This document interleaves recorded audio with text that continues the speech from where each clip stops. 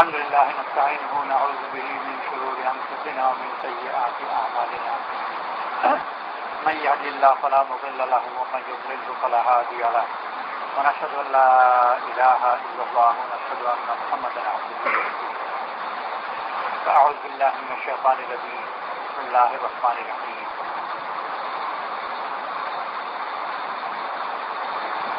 خلق الإنسان ضعيفا وقال رسول الله صلى الله عليه وسلم رب أشعث أكبر مدفوع بالأبواب لو أقسم على الله لا بر أو كما قال عليه الصلاة والسلام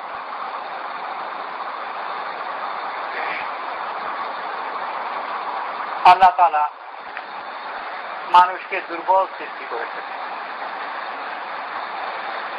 খলিকাল ইনসানু যায়ীফা।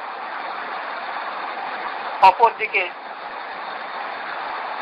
আদম সন্তান সম্বন্ধে বলেছেন যে তাকে আমি সম্মান দান করেছি। ওয়ালাকাদ কাররামনা বনি আদম। আর জলে স্থলে তাকে আল্লাহ তাআলা পথ দিয়েছেন। কথা দুটো পরস্পর বিরোধী মনে হয়। একদিকে দুর্বল, অপরদিকে তাকে সম্মান দান করা হয়েছে, আর জলের স্থলে তাকে বিচরণ করার ক্ষমতা দেওয়া হয়েছে।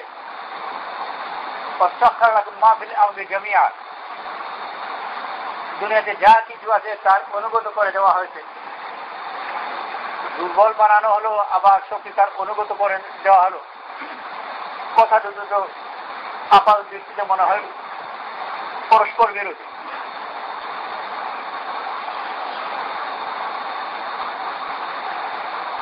সে নিজে দুর্বল, কিন্তু আল্লাহ তাআলা তাকে সম্পর্ক স্থাপনের ক্ষমতা দিয়েছে। আর এই দুর্বলতা এই ব্যাপারে তার সহায়ক। ছাগলের যখন বাচ্চা হয়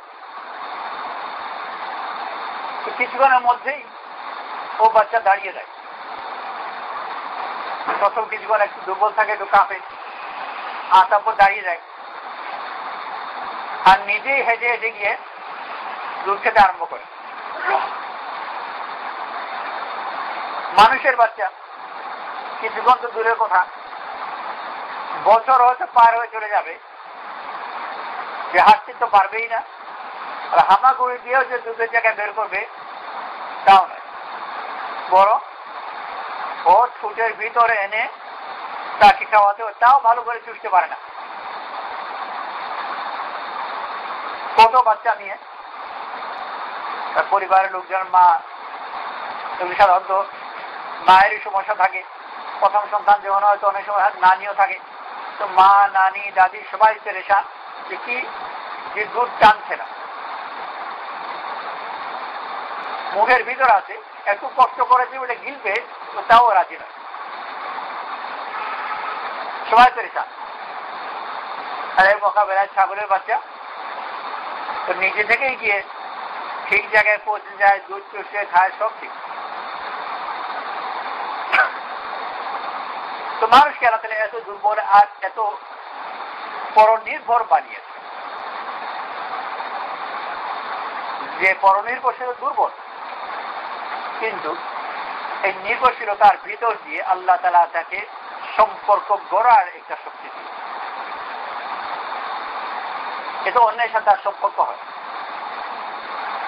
আর অন্যের সাথে সম্পর্কের মাধ্যমে সে নিজে যা কিছু পারত, সম্পর্কের কারণে তার চেয়ে অনেক বেশি পায়।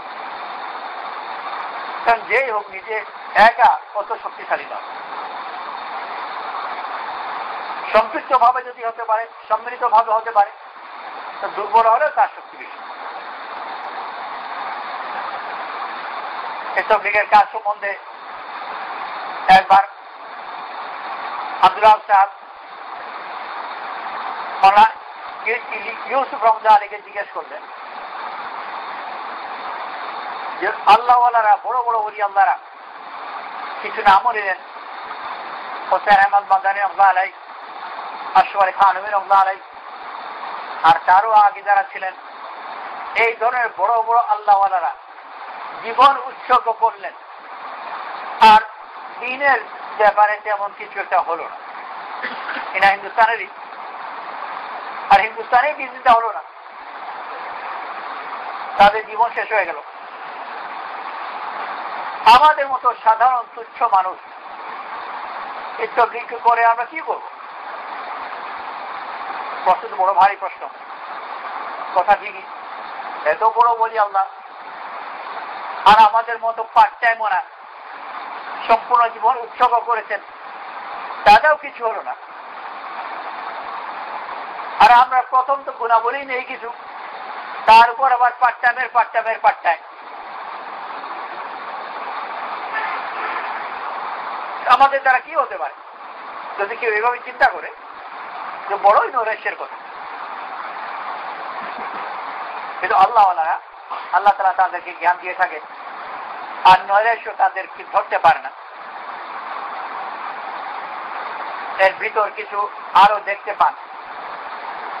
উত্তরে হযরত মাওলানা ইউসুফ বললেন যে তারা বাঘে ছিলেন, বাঘের মতো মোকাবিলা করেছেন, আর তোমরা ওই পোকার মতো খেয়ে ফেলবে।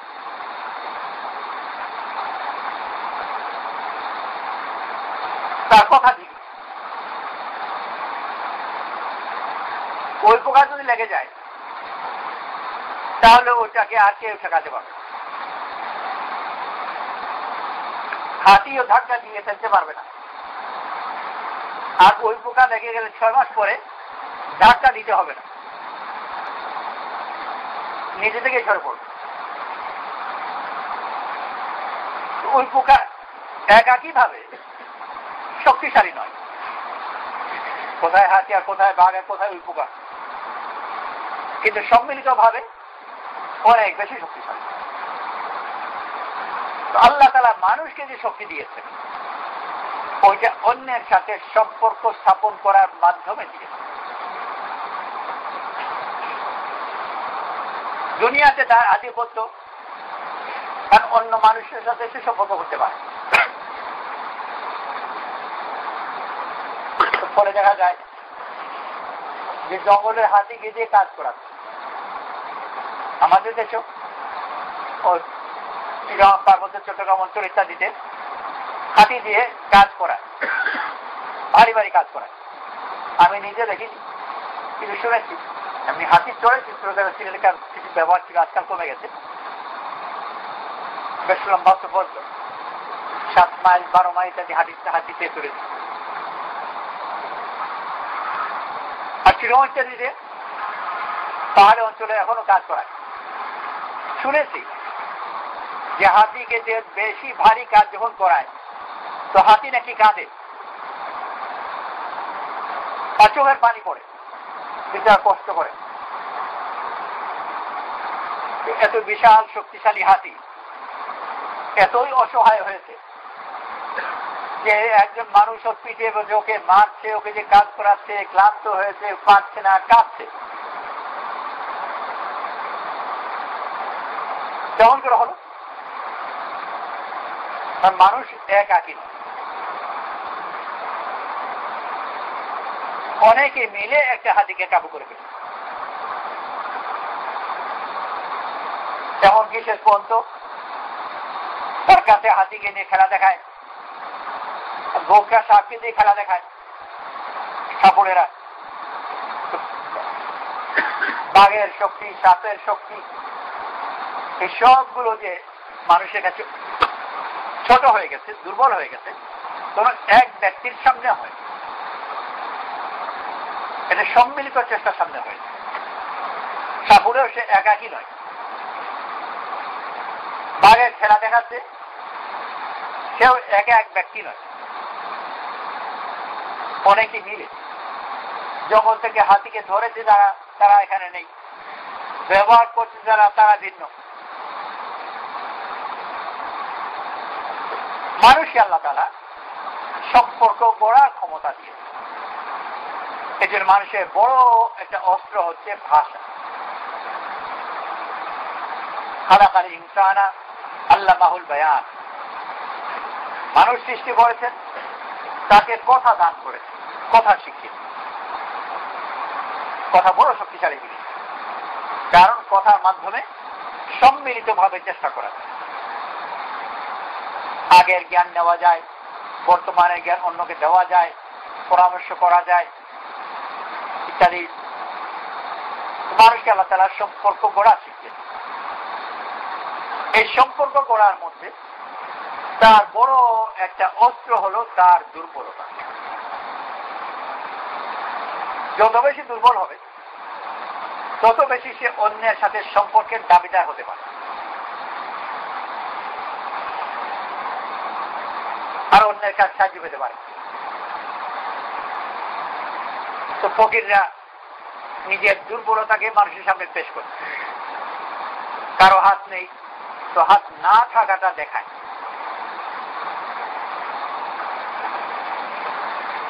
কেউ বোবা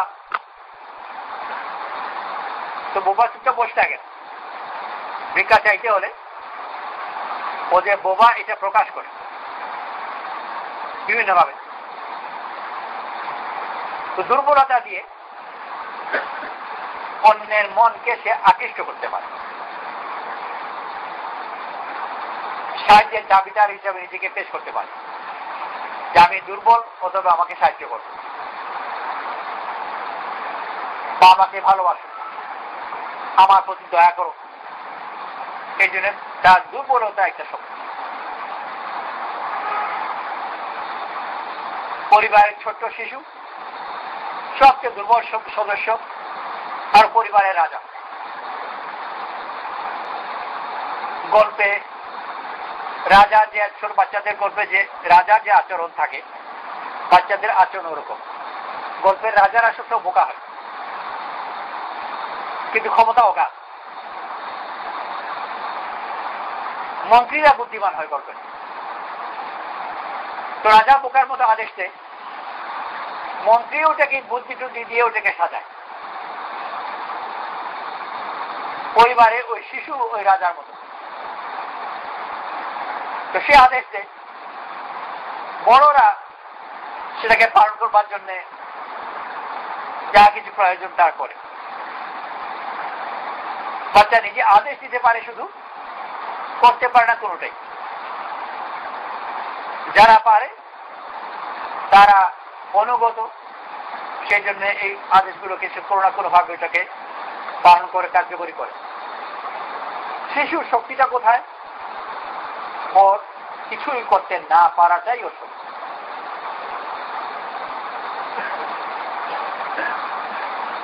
এমনকি বুঝেও না যে এটাও শক্তি। মাঝ রাতে উঠে সে চাইলে তাকে মিশিয়ে দিতে হবে। প্রথম চেষ্টা করে খুব বুঝাতে যে মাঝ রাতে মিষ্টি পাওয়া যায় না, কিন্তু ও বুঝে না।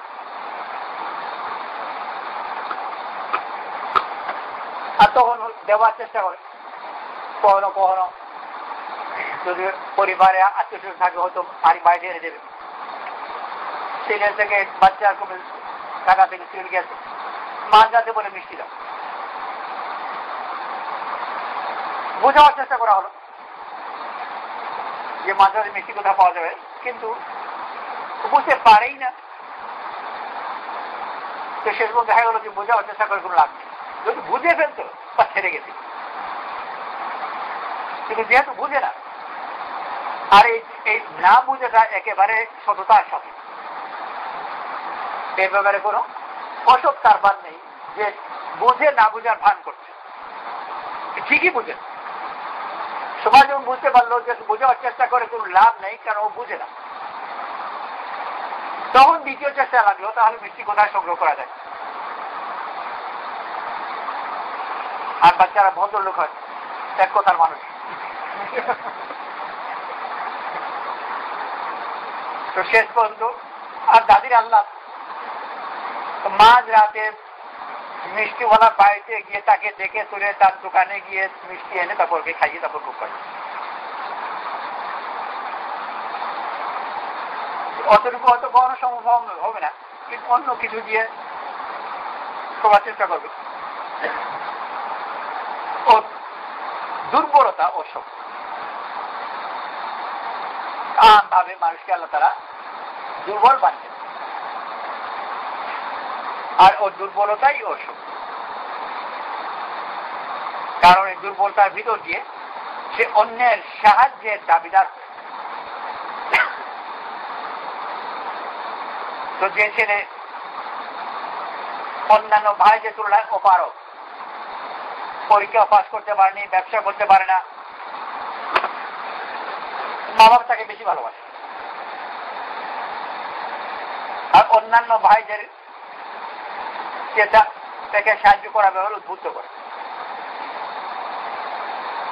আর তাদের যুক্তি এটাই, অত বেচারা পারে না, তোরা দেখ, যদি পারতো তাহলে এই কথা বলতে পারতো না, যেহেতু পারে না তো মা বাবা বলে তারাও মেনে নেয়। অসুস্থ তো সবাই তাকে সাহায্য করে। আল্লাহ তাআলা মানুষকে দুর্বল বানিয়ে। প্রথম কথা হলো এটা একটা শক্তি এবং এটাকে স্বীকার করি, এটাকে ব্যবহার করি।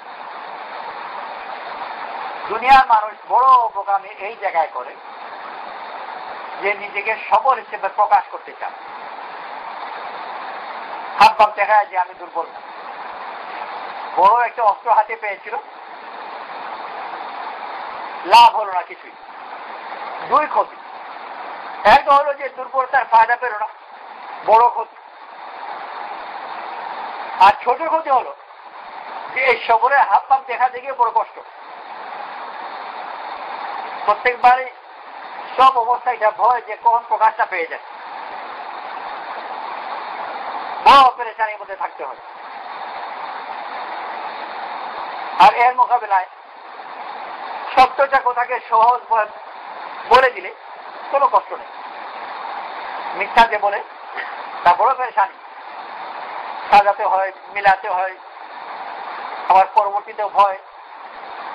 পরবর্তীতে সাদা সিধা কথা বলার সময় আগের কথাগুলো সব হিসাবের মধ্যে রাখতে হয়।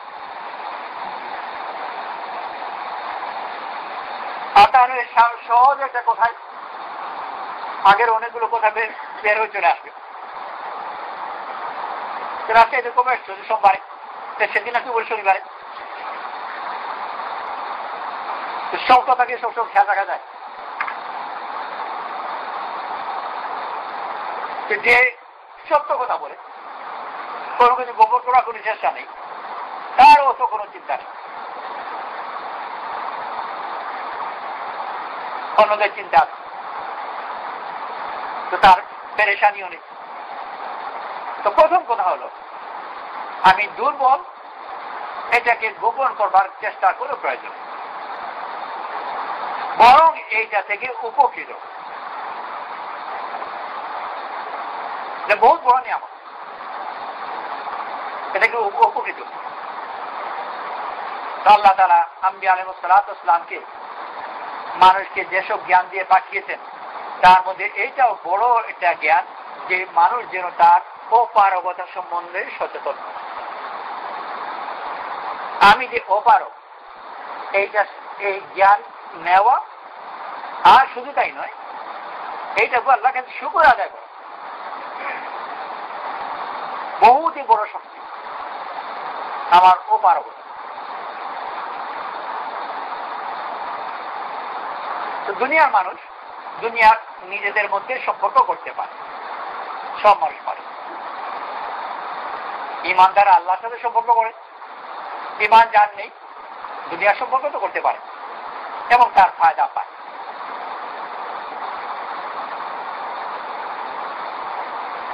এই সম্পর্ক যত বেশি শক্তিশালী হবে, যত বেশি স্থায়ী হবে, তার জীবনের ভিত তত মজবুত। আর তা না হলে একেবারে কিছুর সাথে সম্পর্ক করলাম আর সেই ডাল ভেঙে গেল, এখন আমি নতুন করে আবার কোথায় যাই?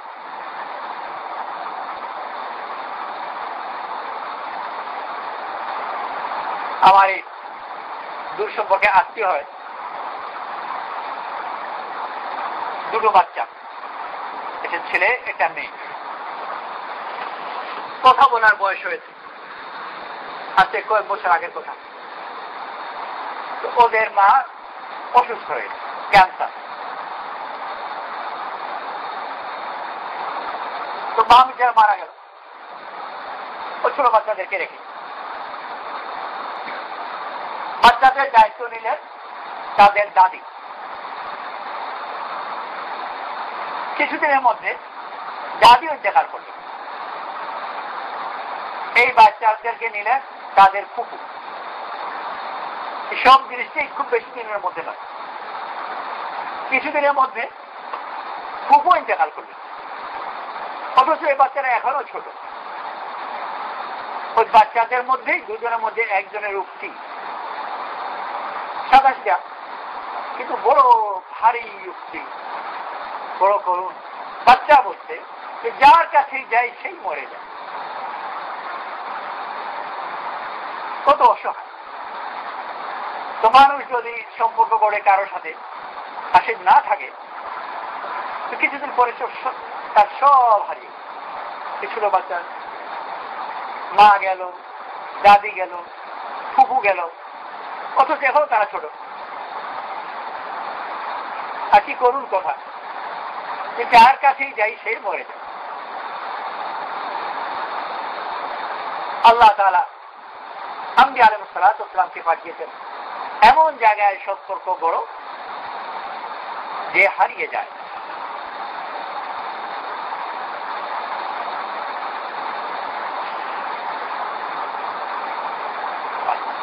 আল্লাহর সাথে সম্পর্ক করবার জন্য আম্বিয়া আলাইহিস সালাতু ওয়াস সালামকে পাঠিয়েছেন। এছাড়া তুমি যার সাথেই সম্পর্ক করো না কেন, আজ না হোক কাল, কাল না হোক পরশুই, হয় সে চলে যাবে, না হয় তুমি চলে যাবে। আর যদি বা থাকে সেই সম্পর্ক সব জায়গায় তোমাকে বাঁচাতে পারবে। যদিও আশা করে, কিন্তু তার আশা বেকার। ছোট বাচ্চা বাড়ির বাইরে আরেক বাচ্চাকে মারতে আরম্ভ করল, ছোট বাচ্চাকে মারামারি করে। তো যখন সে একাকি পারে না, তো চিৎকার করে মাকে ডাকে। ওই মাকে দেখে কোনো লাভ নেই, কারণ এটা বাড়ির সম্মুখে নয়। মা শুনছেও না ডাক, অন্য পাড়া ছেলে ওকে মারছে। তো তার চেয়ে মাকে ডাকছে, যদিও তার বিশ্বাস যে মাকে ডাকলে সব জায়গায় হবে, কিন্তু ওর এই ধারণা ভুল। মাকে ডাকা অন্যান্য বাচ্চার হাত থেকে তাকে বাঁচাতে পারছে না। আর বাড়ির কাছে থাকলেও যে হতো তাও অনিশ্চিত। তো সবাই মনে করে যে আমি যার আশ্রয়ে আছি সে বড় শক্তিশালী, কিন্তু ওর ধারণা ভুল। বাচ্চাদেরকে অনেক সময় বাচ্চারা ওই কুস্তি, বক্সিং টক্সিং গুলোর গল্প সল্প শুনে বাচ্চাদের কাছ থেকে এই জাতীয় অনেক সময় প্রশ্ন পাওয়া যায় যে আগে খুব নাম করা বক্সার ছিল মোহাম্মদ আলী, যে মোহাম্মদ আলী আব্বার সাথে পারবে কিনা। এই জাতীয় প্রশ্ন অনেক বাচ্চার কাছেই পাওয়া যায়। কারণ ওর ধারণা যে ওর আব্বার সাথে কেউ পারবে না। কিন্তু কিছুদিন পরেই ও টের পেয়ে যাবে যে ওর আব্বাকে যত শক্তিশালী সে ভেবেছিল তা কিছু নয়। আর এই উপলব্ধি ওর জন্য বেশ কষ্টকরই হবে। তো সে ধারণা করলো যে আমার আব্বার সাথে কেউ পারবে না, কিন্তু ভুল ধারণা। এই ভুল ধারণা তাকে সব জায়গায় বাঁচাবে। তো মা মা করে ডাকছে যেরকম, এটা ভুল ধারণা। এই ডাক ওকে বাঁচাতে পারছে না, পাড়ার ছেলে ওকে মারছে। ওর আব্বার আশ্রয় তাকে বাঁচাতে পারছে না। দুনিয়ার সব আশ্রয় ওরকম দুর্বল। আল্লাহ তাআলা আম্বিয়া আলাইহিস সালাতু ওয়াস সালামকে পাঠিয়েছেন এক জায়গায় তোমার ঠিকানা করবে, এমন ডালে বাঁধো যে কখনো ভেঙে যাবে। যদি ওই মজবুত ঠিকানায় কেউ নিয়ে নিতে পারে, ওই ঠিকানা তাকে কখনো ফেলে দিয়ে চলে যাবে। আর সে সব সময় তার ডাক শুনে। দূর থেকে মাকে ডাকছে, ও যতই বিশ্বাস হোক না কেন মায়ের কাছে ডাক কিন্তু পৌঁছাচ্ছে না। আর পৌঁছালেও সে যে কিছুটা করতে পারে তাও না। আম্বিয়া আলাইহিস সালাতু ওয়াস সালাম গেছে দুনিয়ার মানুষকে দেখেছে যে আল্লাহর সাথে সম্পর্ক করে, যদি সম্পর্ক কেউ গড়ে নিতে পারে আল্লাহ তার ডাক শুনে আর সব অবস্থায় শুনতে থাকে। ওই সম্পর্ক যদি কেউ করতে পারে আর দুনিয়ার কোন সম্পর্ক তার কোনো প্রয়োজন। তো ওই ব্যক্তি সম্বন্ধে রাসূল কারীম সাল্লাল্লাহু আলাইহি ওয়াসাল্লাম বলেছেন, রুব্বা আশআসা আকবারা মাদফুউন বিল আবওয়াব লাউ আকসামা আলা আল্লাহি লা আবার। এরকম কিছু লোক আছে, ধুলো মাখা শরীর, এলোমেলো চুল, তার নিজের পোশাক আশাকের কোনো যত্ন নেই। মাদফুউন বিল আবওয়াব, প্রত্যেক দরজা থেকে বিতাড়িত। কেউ তাকে মাহামা মাহামা বলে ডেকে নেয়, কিন্তু এক জায়গায় তার ঠিকানা আছে। লাউ আকসামা আলা আল্লাহি লা আবার। আল্লাহর নামে যদি সে একটা কথা বলে ফেলে, আল্লাহর প্রতিজ্ঞা যে সে কথা পূরণ করবেই করবে। এক জায়গায় ঠিকানা তার খুব মুশকিল। একজন তাকে খুব ভালো করে আর কেউ তাকে চিনে, আর ওই একজন যদি চিনে নেয় আর কারো চেনার দরকার নেই। হাজার পরিচয় কি প্রয়োজন? পরিচয়ের মতো একটা পরিচয় হয়ে গেল। ওই পরিচয় দিকে ডাকবার জন্য আল্লাহ তাআলা আম্বিয়া আলাইহিস সালাতু ওয়াস সালামকে পাঠান। যতদিন সে বেঁচে আছে সেই পরিচয় তার বুকে আছে। মৌতের সময়ও তার ইতমিনান, মৌতের পরেও ইতমিনান, সব জায়গায় থাকে।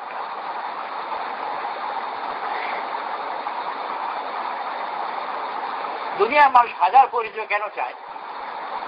কিছুদিন পরে সে নিজেই বুঝে নেয় যে আমার মাকে দিয়েও হচ্ছে না, আব্বাকে দিয়েও হচ্ছে না, আরো পরিচয়ের প্রয়োজন।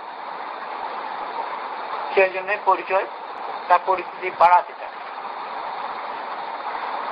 আর দুনিয়াতে মানুষের যত চেষ্টা ঘুরে ফিরে দেখা যায় তার বেশিরভাগই হচ্ছে তার সম্পর্ক গড়নের জন্য।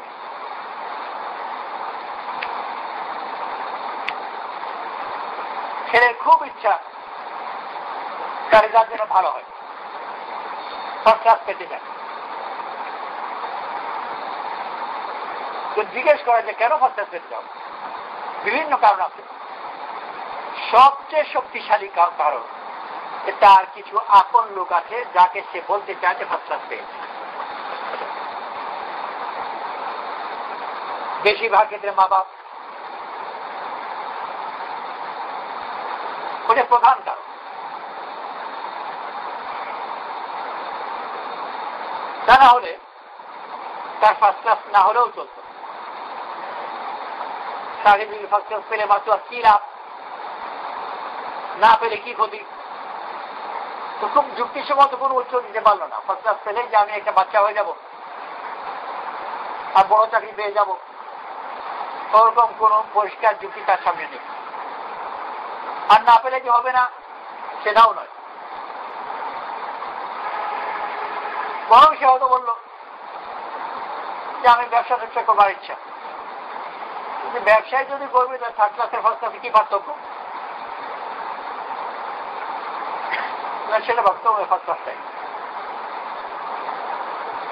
আসল কথা হলো যে তার আপন জনকে সে বলতে চায়, সে খুশি হবে, আর এই যে সম্পর্কে দৃঢ়তা অর্জন করবে এইটা সেটা।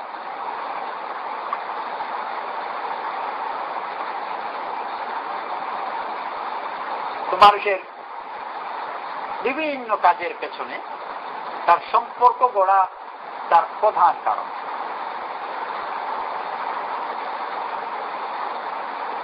আম্বিয়া আলাইহিস সালাতু ওয়াস সালাম এই জন্য এসেছেন যে মানুষকে সম্পর্ক করা শেখান। পার্থক্য এটা যে মানুষ দুনিয়ার মানুষের সাথে সম্পর্ক করতে চায়, আর নবীরা আল্লাহর সাথে সম্পর্ক করার দাওয়াত দেন। পেয়ে গেল, মা বাপ সন্তুষ্ট হয়েও গেল, কিছুদিন পরেই দেখা যায় আবার নতুন সমস্যা এসেছে। তখন তো খুব খুশি হলেন, খুশি খুশি গিয়ে বললো ফসল পেয়েছে, আব্বাও খুশি। এই খুশি বেশি দিন টিকে না। কিছুদিন পরে আব্বা জিজ্ঞেস করতে বলেন যে কি রে, কিছু হলো তোলো?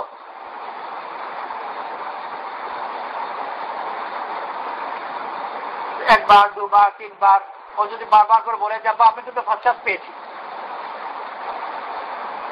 তো আব্বা একবার দুবার বেশি কিছু বলবে না। কিন্তু কিছুদিন পরে ওই একই উত্তর যদি ফার্স্ট ক্লাস পেয়েছি, আরে তোর তো ফার্স্ট ক্লাস হলো কি? বোঝা গেল যে ফার্স্ট ক্লাসে বসে ভরসা করেছিল ওটা এখন একেবারেই বোগাস হয়ে গেল।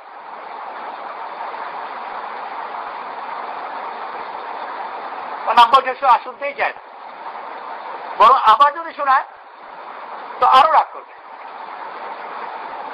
আবার যদি বলে যে আমি তো ফার্স্ট ক্লাস পেয়েছি, আরে বেওকুফের কোথাকার, দেখি কত বারবার বলে পাল্টা গালকে আরম্ভ করেছে ফার্স্ট ক্লাসের জন্য।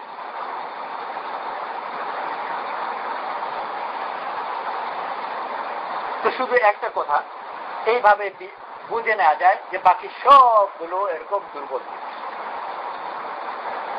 যেটাকে এক সময় বড় মূল্যবান মনে করেছে, কিছুদিন পরে দেখা যায় যে কোনো মূল্য টিকছে না।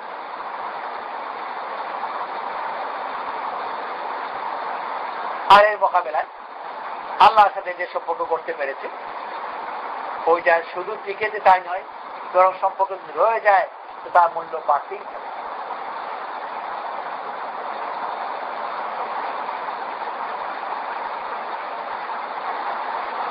ওই সম্পর্কে যখন কেউ সন্ধান পাবে, দুনিয়ার সব সম্পর্ক তার কাছে তুচ্ছ। কোনটা প্রয়োজন? রাজা বাদশাহ সব তুচ্ছ। বাচ্চারা তার কাছে ঠেকা আছে, সম্পর্কওয়ালার বাচ্চার কাছে কোনো ঠেকা নেই। খলিফা হারুন রশিদ রহমাতুল্লাহ আলাইহি হজের সময় একজন আল্লাহওয়ালার সাক্ষাতে গিয়েছিলেন। হারুন রশিদ যিনি ছিলেন বলা যেতে পারে যে আধা দুনিয়ার মালিক, আর যে আধা দুনিয়ার মালিক হয় যে বাকি দুনিয়াও তার অধীনেই থাকে। উনি দেখা করতে গেছেন, যে হুড়মুড় করে ঢুকে পড়বে তা তো নয়, আগে খাতিমের তোয়াজ করতে হবে। বিকেল বেলায় গিয়েছিলেন আসরের পরে,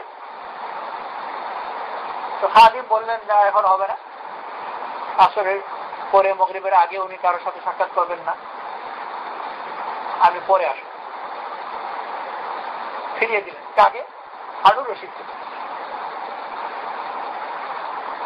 আর যে অঞ্চলে ওনাকে ফিরিয়ে দিচ্ছেন সেটাও ওনারই খেলাফতেরই ভিতরে, কিন্তু খাদিমের কাছে থাকায়। পরে আবার গেলেন, পরে আবার সাক্ষাৎ হলো, খেদমতে হাজির হলেন।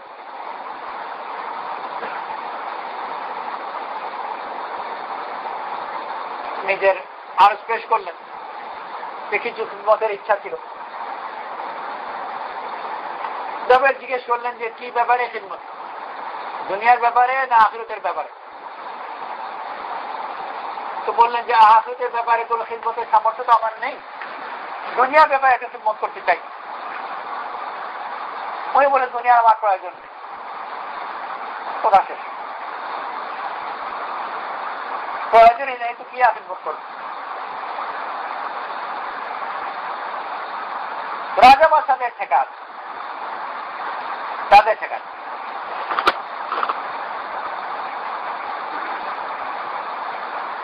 আলিম একজন পা লম্বা করে বসে আছেন, ছাত্ররা ছিল, হাঁটুতে ব্যথা চলেছিল, পা লম্বা করে বসে আছেন। ওই সময় খলিফা তখন মিসরে দেখা করতে এসেছে, পা লম্বা করাই আছে, দরজা ওইদিকে ছিল। ইচ্ছা করে যে বেয়াদবি করছেন তা নয়, আল্লাহ ক্ষমাকে মানুষ বেয়াদবি করে না, কিন্তু যেহেতু উজোর ছিল তো পার গোটাননি। আর সাধারণ মানুষের জন্য যখন গোটাচ্ছেন না, তো বাচ্চার জন্য ওরা আলাদা করে করেন। ওনাদের নজরে সবাই এক। বাচ্চা কাছে যে বসলেন, পয়সার জন্য কিছু খেদমত করতে চাইলেন, কিছু টাকা পয়সা থলি দিতে চাইলেন, কিন্তু বললেন যে যেদিকে পা লম্বা করে আছে ওইদিকে হাত কেমন করে লম্বা করি।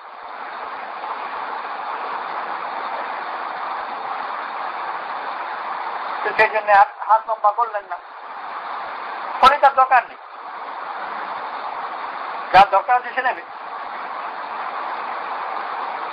এক জায়গায় যদি সম্পর্ক হয়ে যায় আর লাগে, চাইতেও হয় না কিছুই। আর সম্পূর্ণ দুনিয়ার সম্পদ তার কাছে পড়ে আছে, তার কাছে কোন আগ্রহ নেই। আজ ঘুরে ফিরে কোথায় একটাই যে ঠিক জায়গায় সম্পর্ক আছে।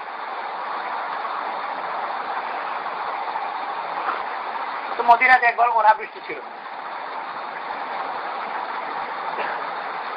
মদিনাবাসী তারা বের হয়েছেন নামাজ পড়ার জন্য, বৃষ্টির জন্য নামাজ, সালাতুল ইস্তিসকা। নামাজ পড়লেন, দোয়া করলেন, বৃষ্টি হল না। মসজিদের ভিতরে আব্দুল্লাহ ইবনে মুবারক রাহমাতুল্লাহ আলাইহি ছিলেন, বহুত বড় আলেম, মুহাদ্দিস, ওলি দরবেশ, বিভিন্ন গুণের অধিকারী, বহুত বিখ্যাত ব্যক্তি। ওই জমানার যেরকম বলছে মুকুটহীন বাচ্চা, আসল বাচ্চা উনি, যদিও রাজমহলে থাকেন না আর মাথায় মুকুট রাখেন না, কিন্তু আসল বাচ্চাই। বাগদাদে এসেছিলেন, হারুন রশিদের জমানার লোক। বাগদাদ সফর এসেছিলেন, সম্পূর্ণ বাগদাদবাসী উনার ইস্তেকবালে চলে গেছে। রাজমহলের প্রহরী সহ খালি রাজবাড়ি দেখে প্রহরীরাও চলে গেছে। এক দাসী উক্তি করেছিল যে বোঝা গেল না আসল বাচ্চাকে। ওই আব্দুল্লাহ ইবনে মুবারক যিনি আসল বাচ্চা, উনি মসজিদে ছিলেন, কোন কারণে বাইরে নামাজে যান। আর মসজিদে আরেক দরবেশ,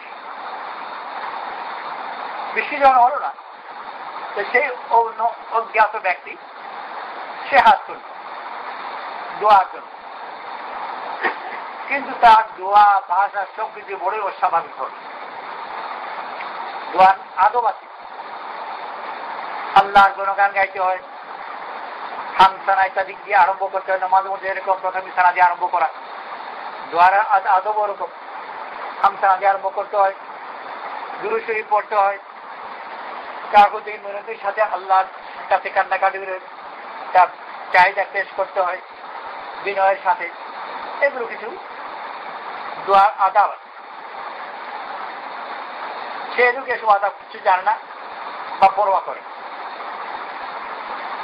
হামদোসা কিছু নাই, প্রশংসা নাই। প্রথমে দোয়া আরম্ভ করলো আল্লাহকে ধমক দিয়ে,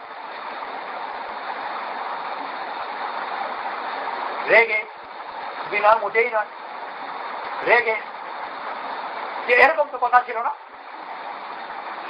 এখনই বৃষ্টি পায়, কোন ভূমিকা নেই, এখনই এখনই এখন তিনবার বলে মানে খুব রেগে গেল। কেউ যেরকম মেধাবী দাপটি মানুষ, কেউ রেগে গেলে যেরকম কথা খেলাপ হয়েছে, কেউ যেরকম বলে যে এখনো চাইল না কেন, গোটা বাড়ি তো রস্ত, ওই ধরনের একটা হাত পাত। অপরপক্ষ বোঝা গেল যে ভয় পেয়ে গেছে, খুব বৃষ্টি হচ্ছে সাথে সাথে।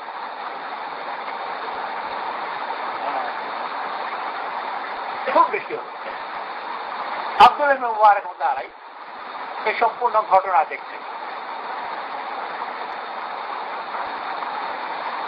আর ঘটনা তো নয় যে আসমান জমিন নিয়ে নাটক।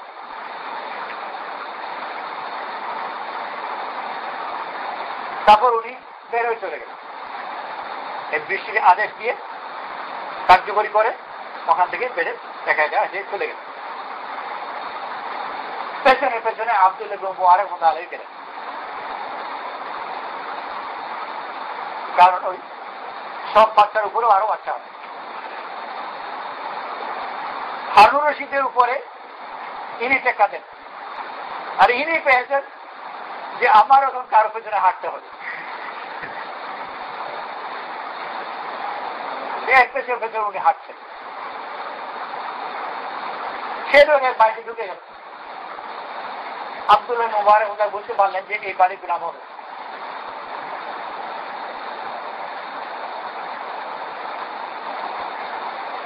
বাড়িতে ঢুকলেন, আর এই জাতীয় লোক নিজেকে গোপন রাখবার চেষ্টা করে।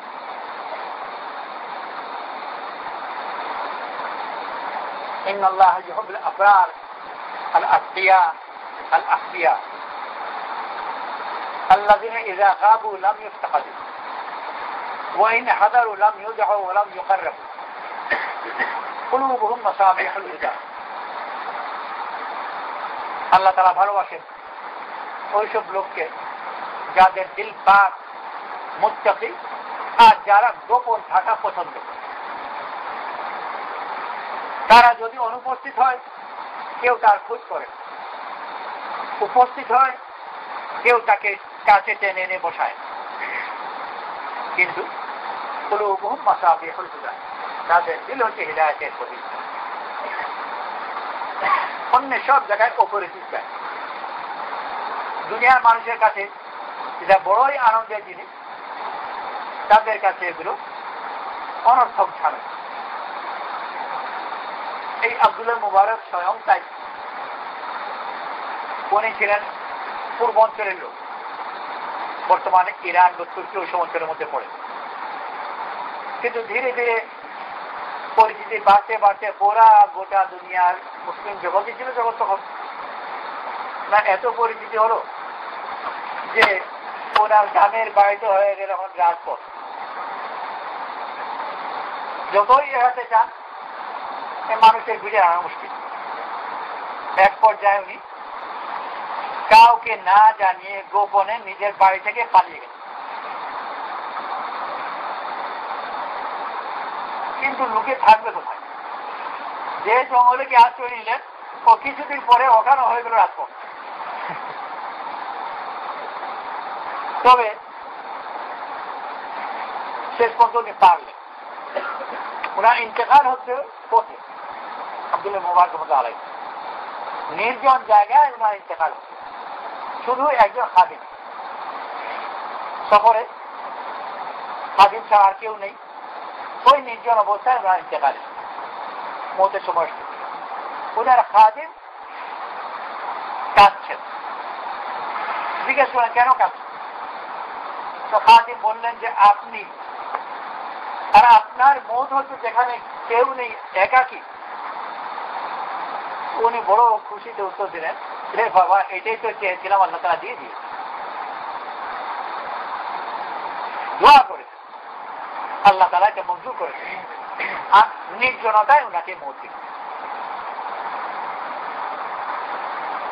তো দুনিয়াদার মানুষ বড় লোভী হয়, আমাকে মানুষ কেন্দ্রিক, কিন্তু আল্লাহ ওরা যারা এর চেয়ে বড় সম্পদ যে পেয়েছে তার কাছে এটা কোনো আগ্রহ নেই, তো গোলাম হিসেবে ছিল।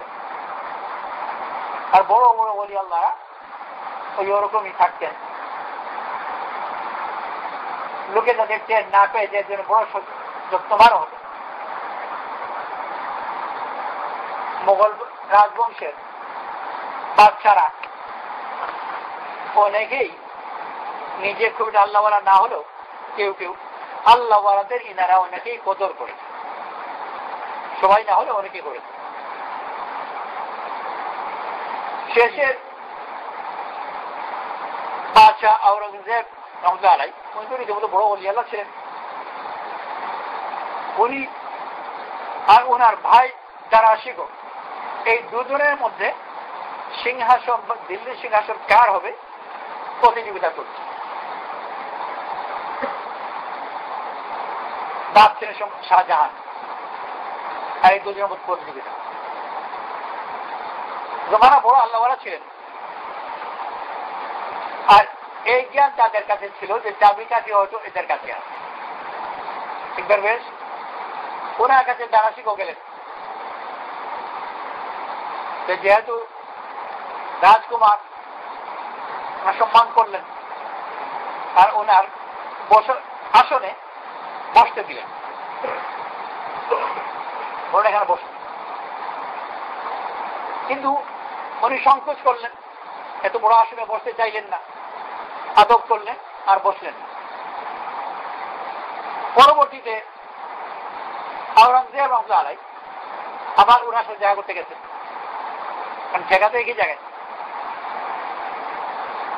উনি আবার ওনাকে বসতে বলেছেন, আওরঙ্গজেব রহমতুল্লাহ ওখানে বসে গেছেন। ওইটা ছিল হাকিকতে দিল্লির আসন, জাহির সুরত ছিল চট বিছান।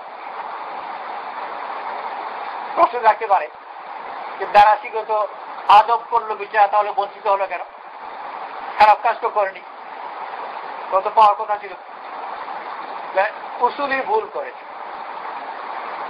আমার ফৌকাল আদব, আদেশ পালন আদবের ঊর্ধ্বে, যা আদেশ ছিল। আদেশের মাত্রা ঠিক বুঝতে না পেরে একটু বোকার মতো আদব করেছে। আওরঙ্গজেব রহমতুল্লাহ আলাইহি দিনের জ্ঞান আরো পূর্ণ ছিল, সেজন্য আদবের জায়গায় আদব আর আদেশের জায়গায় আদেশ, আদেশ হিসেবে গ্রহণ করেছেন। ওই চোখে বসতে বলেছেন, বসে গেছেন। আর উপলব্ধি হয়েছে যে সিংহাসন পেয়ে গেছে। তারপর ওনাকে অনুরোধ করলেন যে আমাকে মুকুট দিন। উনি শেষ পর্যন্ত বললেন যে মুকুট আমার কাছে নেই। কার কাছে আছে? বারবার পিড়াপিড়ি করার কারণে আর প্রকাশ হয়ে গেলে তো গোপন করা মুশকিল। উনি বলে দিলেন কার কাছে মুকুট আছে, সেটা ওনারই খাদিম, ওর কাছে মুকুট। ফিরে এলেন, এসে বললেন যে কোন টাল বাহানা করে নিজের টুপি তুলে তার হাতে দিয়ে বললেন ওযু করার শুধু করলেন, আর খাদিমের হাতে টুপি দিলেন। ওযু শেষ হয়ে যাওয়ার পরে খাদিম ওনার হাতে টুপি দিয়ে দিয়ে চায়, ওনার টুপি আপনি নিয়ে বললেন। উনি হাত লম্বা করছেন না, আমার মাথায় বসিয়ে দেন।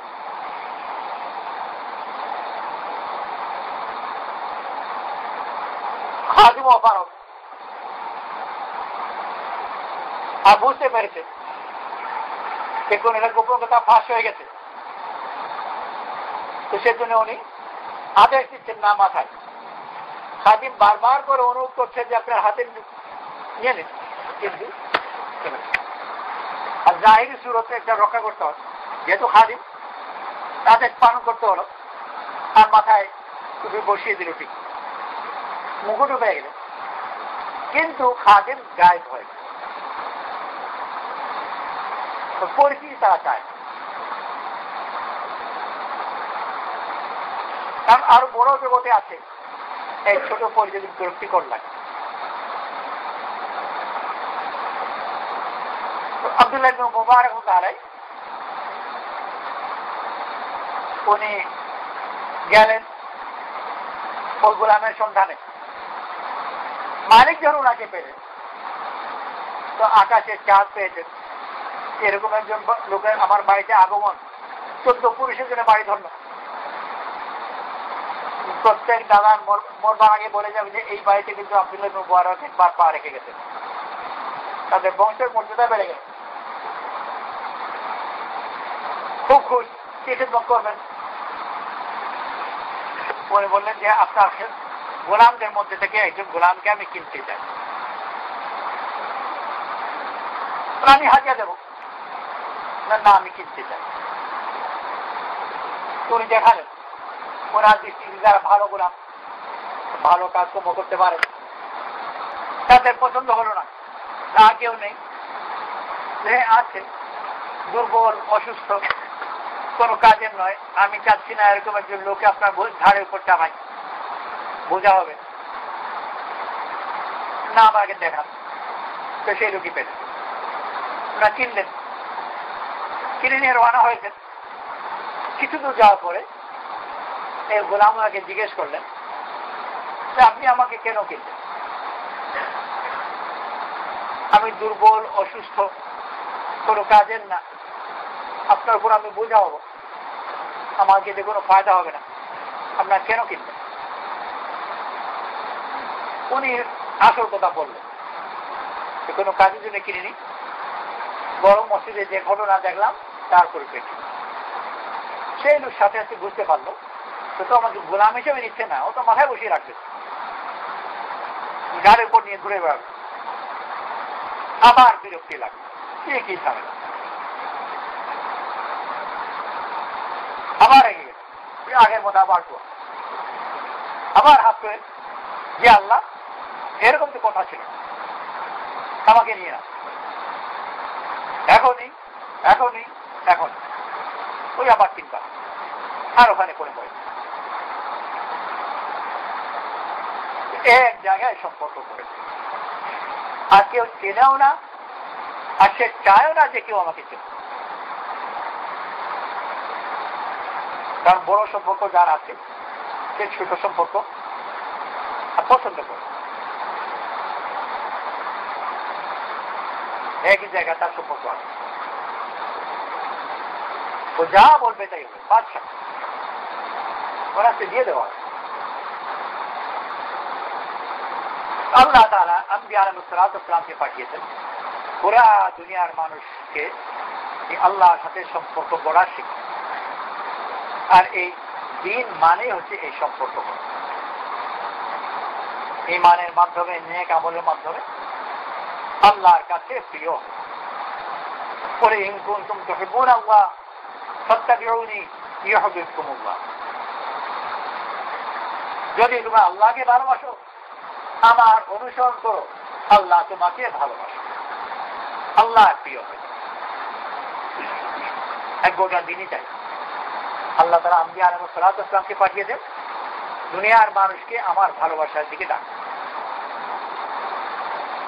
আর আল্লাহ তাআলা প্রস্তুত, আল্লাহ তাআলা আমাদের তৌফিক নসিব করুন, আমরাও আমাদের সিদ্ধান্ত নিয়ে নিই যে আমি আল্লাহর কাছে প্রিয়। ইনশাআল্লাহ আল্লাহ তৌফিক নসিব করুন। দাবি করে যে এত বড় আশা রাখে সেই জন্য সব তুচ্ছ জিনিসকে তুচ্ছ করতে, বড় আশা রাখবো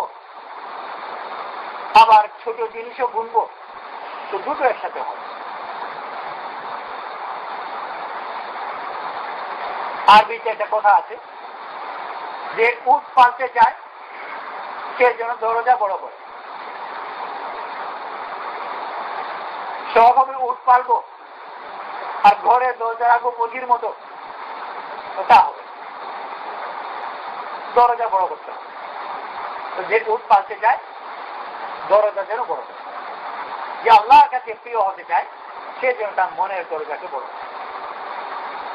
আল্লাহর কাছেও প্রিয় হতে চাই আর দুয়ানা চারনাও ঘুরতে চাই, তো দুটো মিলবে।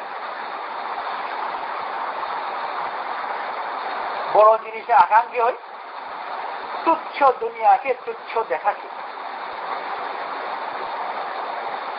তারা হলে ওই আকাঙ্ক্ষার আদব আদায় করে। সেই জন্য দুনিয়াকে, যেটাকে মানুষ বড় লোভের জিনিস মনে করে, ওইদিকে তার মাপে দেখবার চেষ্টা করি, আল্লাহর পথে বের হই আর আল্লাহকে পাওয়ার ব্যাপারে আকাঙ্ক্ষী, ওই বড় সহকর্মের মধ্যে। ইনশাআল্লাহ এর জন্য সবাই নিয়োগ করি যে আল্লাহর পথে বেরোবো আর আল্লাহকে পাওয়ার আকাঙ্ক্ষা মনের মধ্যে জমাবো। আমি আল্লাহ বান্দা হতে চাই, আমি আল্লাহর প্রিয় বান্দা হব। কিনা ইনশাআল্লাহ? এই জন্য প্রথম সুযোগে 4 মাসের জন্য বের হবে।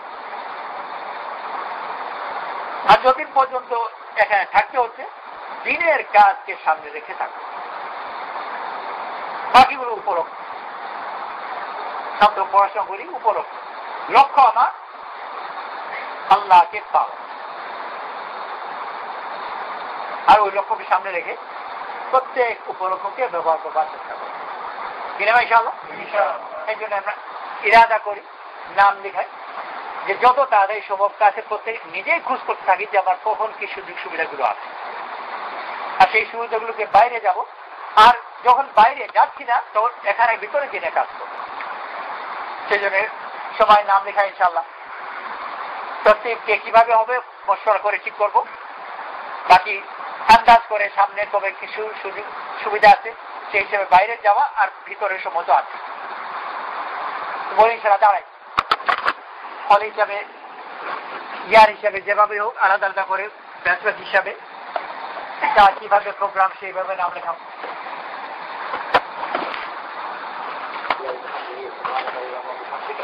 أشهد أن لا إله إلا أنت